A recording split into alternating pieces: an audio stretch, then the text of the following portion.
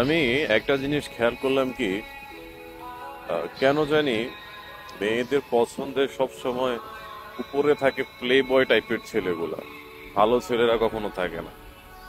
কারণ আমি যতটুকু দেখলাম মেয়েরা সবসময় একটু অ্যাগ্রেসিভ, একটু রোমান্টিক, একটু বোরিং টাইপের ছেলেদেরকে তাদের পছন্দ না।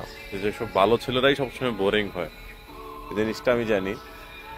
তো মেয়েদের পছন্দগুলো সবসময় গাঁজাখোর, বাটপার, মানে প্লে বয়, যার একাধিক রিলেশনশিপ থাকে তাদেরকেই কেন পছন্দ।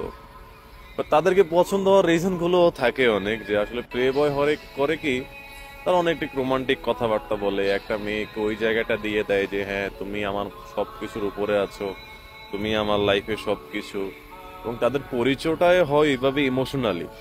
এখন একটা ভালো ছেলের কাছে যখন আপনি যাবেন, বেচারারা যদি আপনি কিছু বলেন, হ্যাঁ সে আপনার কথায় কথায় মুখ লড়াবে, হ্যাঁ তুমি যা বলছো ঠিক আছে, তুমি যা বলছো ইয়ে করছে। এখন প্লে বয় জানে কি, প্লে বয় জানে যে রিলেশনশিপ একটা মেয়েকে পটানোটা কিভাবে করা লাগে এবং কতটা সহজ।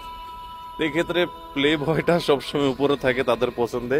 আর ভালো ছেলেগুলা সবসময় ওই যে এমন মেয়েদের কাছে গিয়ে পড়ে, ওই যে কি বলে, এইসব মেয়েদেরকে কি বলে জানি, বারো ভাতারি, হ্যাঁ বারো ভাতারিদের কাছেই গিয়ে পড়ে। তাদের ইমোশন তো থাক দূরের কথা, বেচারা তখন কি একদম কষ্ট পাইতে পাইতে শেষ হয়ে যায়।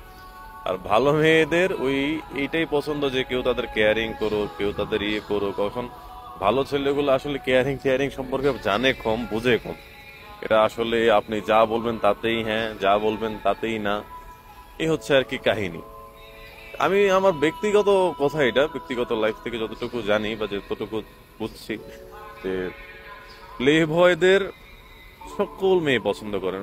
তারা জানে কিভাবে একটা মেয়েকে ইমপ্রেস করতে হয়, তো ভালো ছেলেগুলো এটা জানে না।